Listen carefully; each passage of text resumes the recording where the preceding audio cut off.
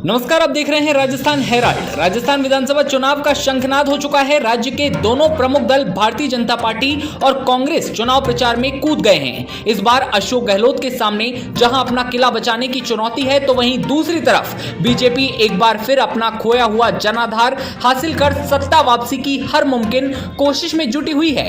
आज हम राजस्थान विधानसभा की एक ऐसी सीट का विश्लेषण करेंगे जो अति संवेदनशील सीट मानी जाती है। बावड़ियों, महलों और ऐतिहासिक स्थलों की धरती मालपुरा विधानसभा क्षेत्र का इतिहास राजनीतिक परिप्रेक्ष्य से बहुत रोचक रहा है। इस सीट से 5 बार कांग्रेस और 5 बार बीजेपी का कब्जा रहा और इसके अतिरिक्त 2 बार निर्दलीय और जनता दल ने जीत दर्ज की और एक बार स्वतंत्र पार्टी का कब्जा भी रहा। इस सीट से मौजूदा समय में कन्हैया चौधरी भाजपा से लगातार दूसरी बार विधायक हैं। कभी कांग्रेस का गढ़ रहा मालपुरा विधानसभा क्षेत्र से विगत 33 सालों से कांग्रेस पार्टी जीत के लिए संघर्ष कर रही है।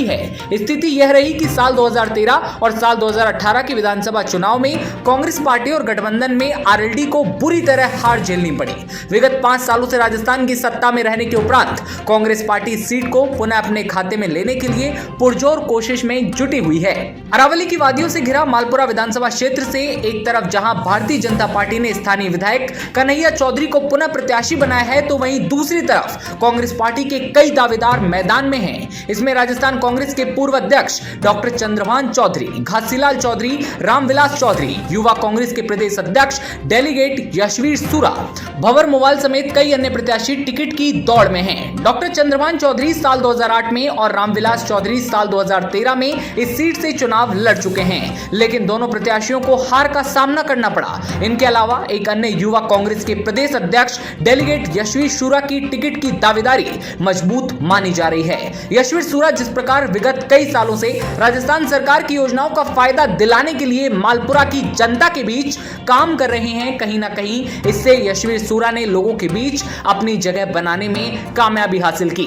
कई मीडिया रिपोर्ट्स की बात करें तो इस चुनाव में युवा कांग्रेस के पदाधिकारियों को टिकट दिया जा सकता है। स्थानीय लोगों का मानना है कि अगर कांग्रेस पार्टी इस चुनाव में मालपुरा से स्थानीय विधायक कन्हैया चौधरी के सामने एक युवा चेहरे को मैदान में उतारती है तो बड़ा उलटफेर देखने को मिल सकता है।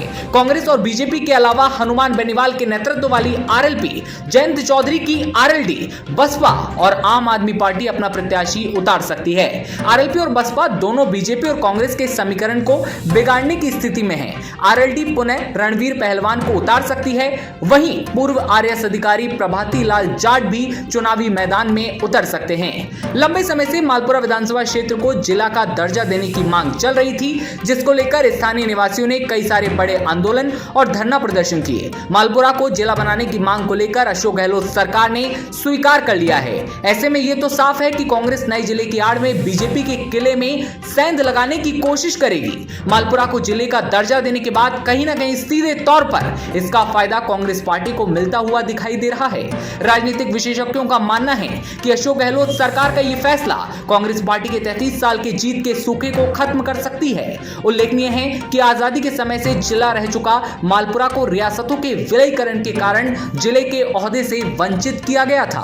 वहीं दूसरी तरफ मालपुरा विधानसभा क्षेत्र में पेयजल की भारी किल्लत, बिजली कटौती, डूब क्षेत्रों में जर्जर सड़कें, सुचारू रूप से बस सुविधा का न होना जैसी समस्याओं से संबंधित कहीं न कहीं स्थानीय विधायक को लेकर जनता में भारी रोष है, जिसका नुकसान स्थानीय विधायक को झेलना पड़ सकता है।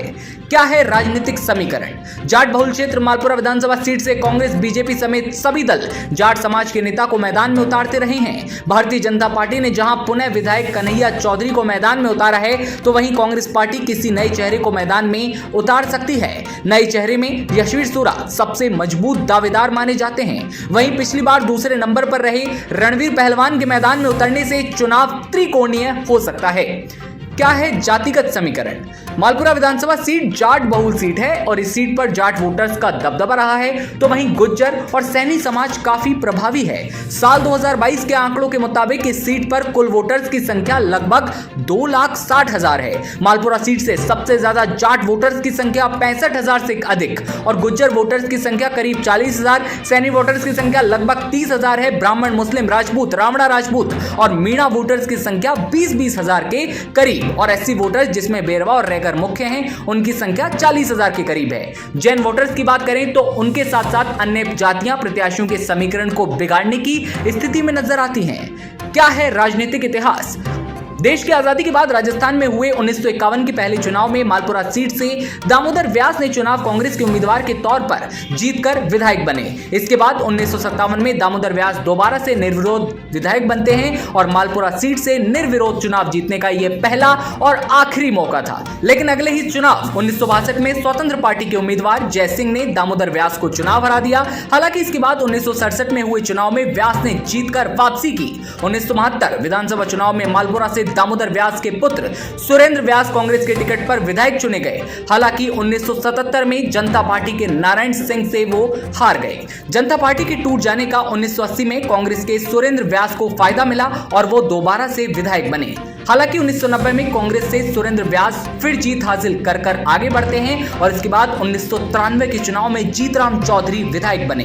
कांग्रेस ने 1998 में सुरेंद्र व्यास की जगह सरोज गुज्जर को चुनाव में मैदान में उतारा। ऐसे में नाराज सुरेंद्र व्यास ने निर्दलीय रूप में उतरकर जीत हासिल की। साल 2003 में जीतराम ने बीजेपी से जीत हासिल की, तो वहीं साल 2008 में निर्दलीय प्रत्याशी रणवीर पहलवान ने बड़ा उलटफेर करते हुए कांग्रेस को हराया। साल 2013 और साल 2018 में बीजेपी के कन्हैया चौधरी विधायक चुने गए। अब देखना दिलचस्प होगा कि क्या कांग्रेस पार्टी इस बार कुछ बड़ा चमत्कार कर पाती है या फिर नहीं। राजस्थान विधानसभा की चुनावी खबरें सबसे पहले देखते रहने के लिए आप बने रहिए राजस्थान हेराल्ड के साथ। नमस्कार।